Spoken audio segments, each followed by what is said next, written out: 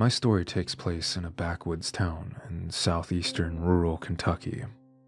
It's a small town that you've likely never heard of, its people sparsely peppering the mountainsides to and fro.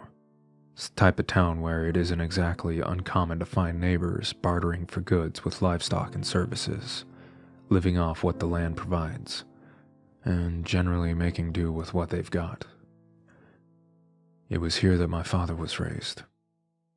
It is here that my father raised his family. Now, my father was a proud man. Short, barely 5'7", but stout. He was many things: a mountaineer, a carpenter, a survivor, a hunter. But mostly, he was proud. He instilled in me all of the virtues that I believe in today. He's the type of man that would give you the last dollar to his name. The type that would go hungry to make sure his children were fed. And there were times that he did. I suppose I should clarify that I grew up in poverty. I have no doubt that there were people worse off than we were, but times were hard nonetheless. My father worked intermittently, mostly in construction. There were few homes within our community that he did not at least help with. He built our house from the ground up, dug out the basement, and leveled the land with little more than a shovel, wheelbarrow, and the helping hands of my uncle and 2 older brothers. Our house sat on a hillside, in a leveled-out alcove. The yard stretched on for practically an eternity, ending at a fresh mountain brook, with the woodland just beyond. He spent a lot of time in those woods, hiking trails, digging ginseng, hunting, and otherwise passing the hours by. The mountains provided our family with many necessities. Our water was pumped from a mine near the mountain's peak. Our food consisted mostly of game and livestock, and our income often came in the form of valuable roots. My mother is a wonderful cook. She had a particular fondness for chicken, which we raised. My father, on the other hand, preferred game. No stranger to the culinary arts, he was adept at preparing a wide variety of dishes, all of which he tracked, killed, and prepared himself. Long before the sun would rise, he would set out with little more than a flashlight. He would follow the mountain stream before turning off onto one of the many mine roads that were carved out along the terrain. One such road ran by an old graveyard, long since forgotten by the rest of the world. Some of the headstones were dated back to the onset of the 19th century. I recall one night my father decided to go spotting. For those of you unfamiliar, spotting is a common practice among Appalachian hunters, perhaps amongst hunters in general. But I'm no hunter, so I'm not entirely sure. The hunter sets out before the sun rises, as my father often did, with a flashlight. This flashlight is used much like a spotlight. By scanning it back and forth over the landscape, the hunter hopes to catch a glimpse of the animal's eyes. On this particular night, my father broke tradition and decided to bring his shotgun with him on this spotting expedition. A decision that, I would later learn, saved his life. It was a warm spring night. I was always a night owl, so when my father stirred, I was still wide awake, playing my Super Nintendo. It wasn't a school night, so he greeted me with his ever-present smile. "Hey, big man," he chimed. "You're up late." "I want to beat Mario," I told him, my eyes leaving the screen for the briefest of moments, long enough to see him tying his boots.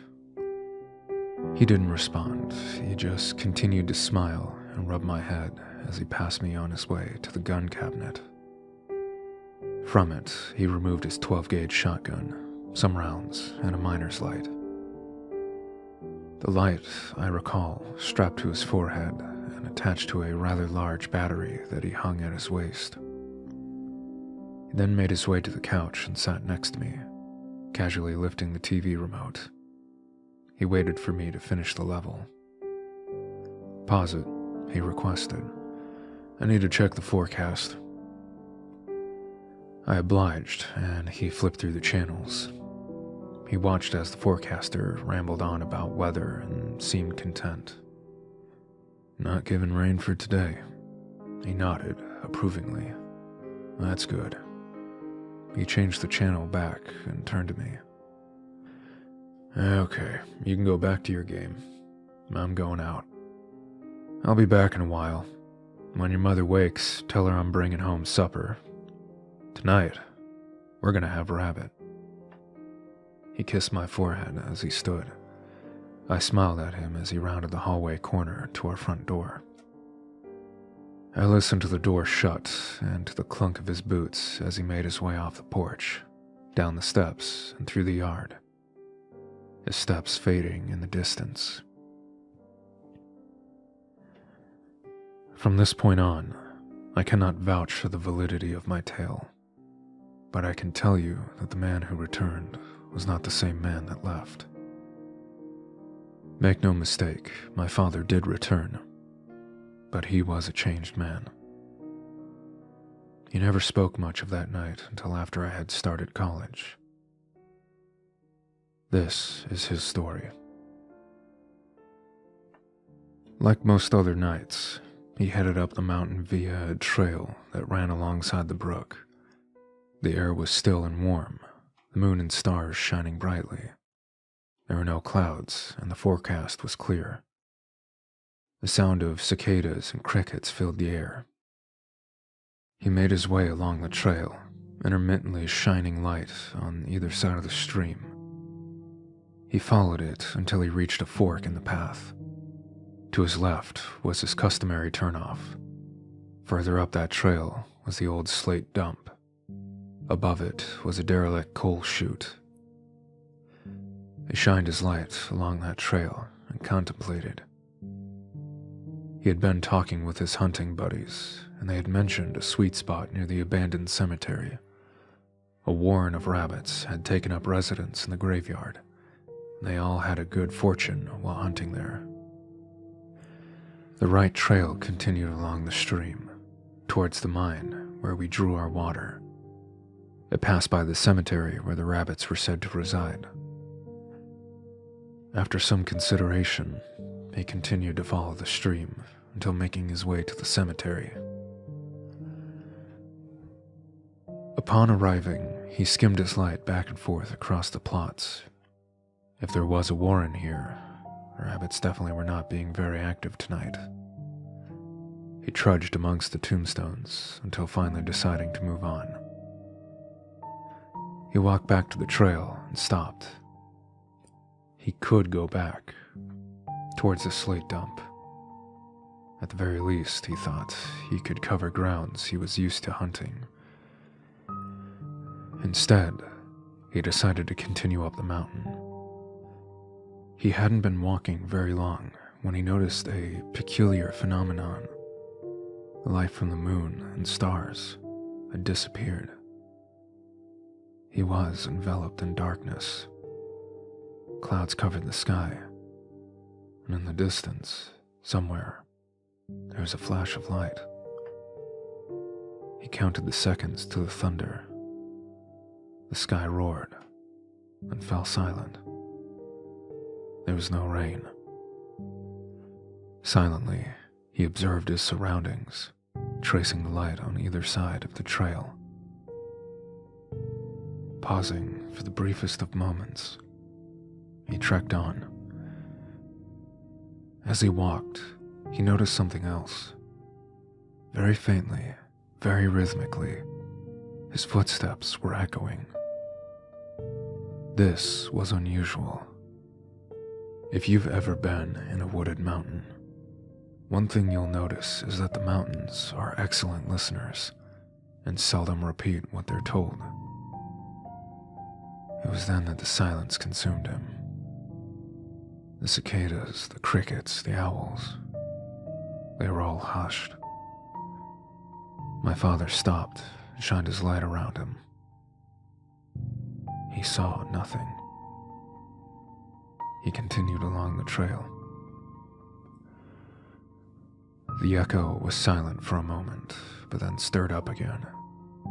With every crunch of his footsteps, he could hear a crunch simultaneously hit the trail behind him.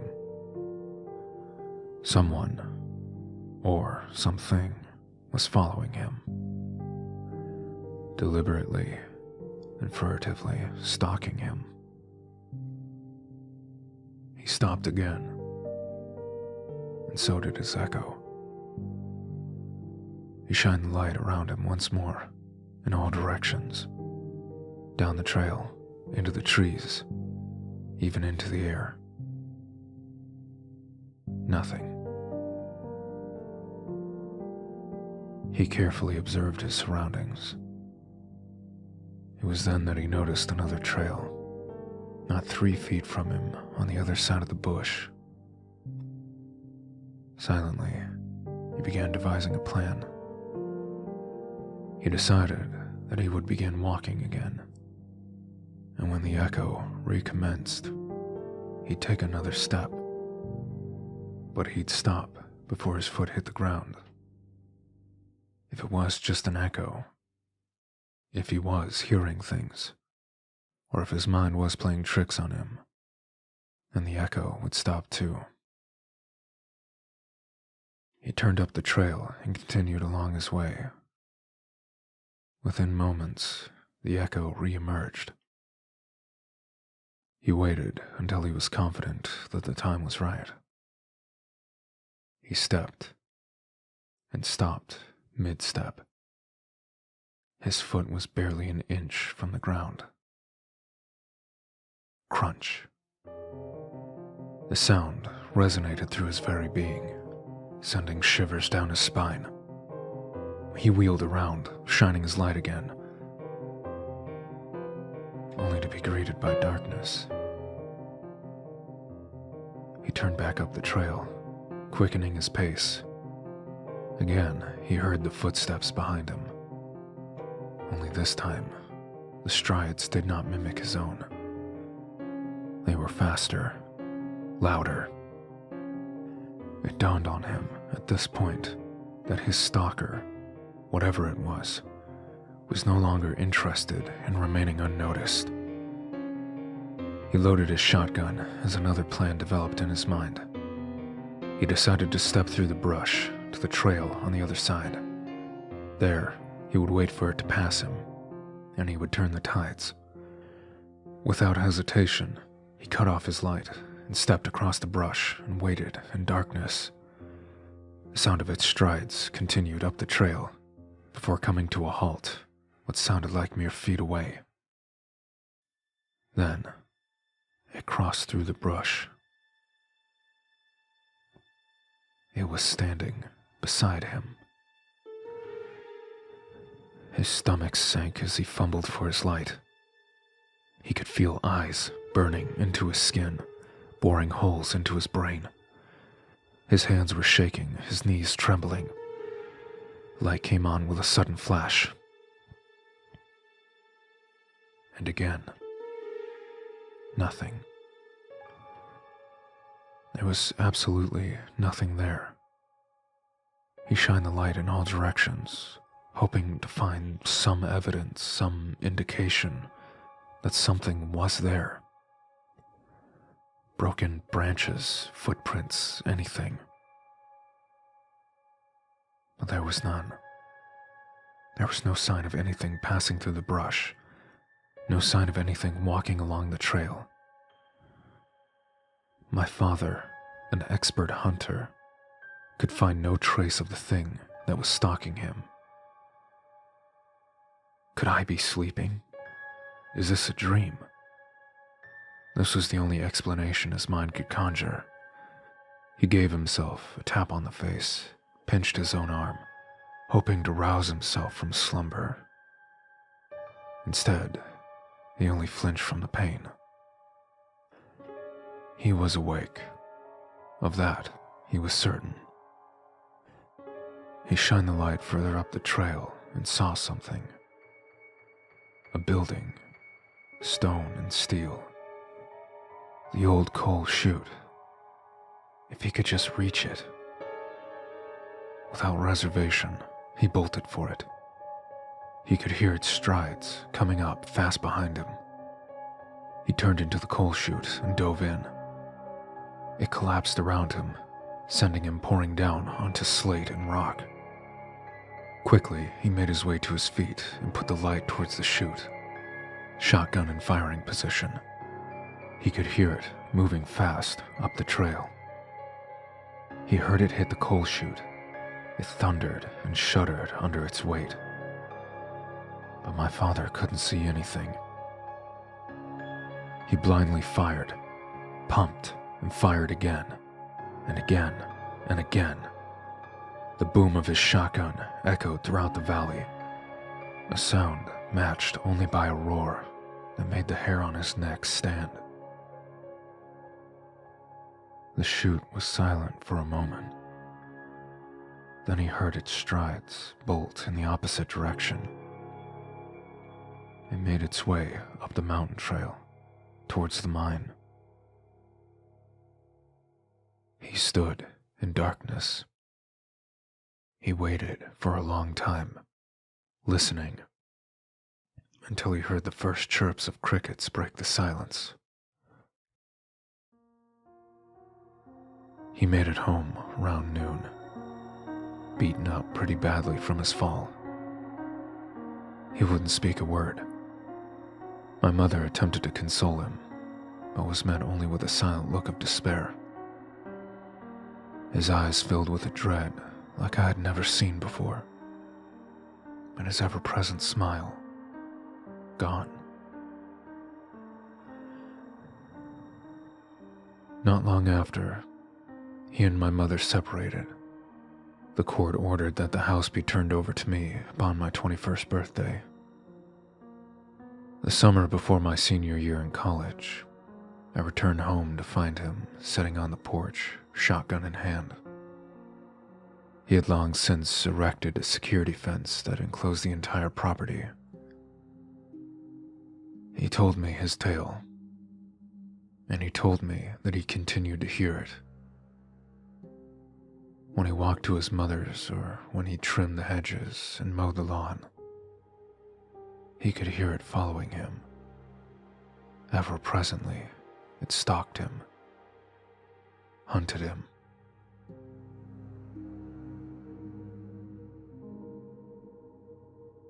After he passed, I left the house empty. It didn't feel right taking it when he had built it from the ground up. But then I met the woman who would become my wife. Now we are married and expecting a son of our own. I brought them back here to raise my family where I was raised. But I write this now because I am afraid. Each night, I do a quick sweep of the property. I check the house, and then I check the yard. And each night, I can hear my footsteps echoing beyond the fence.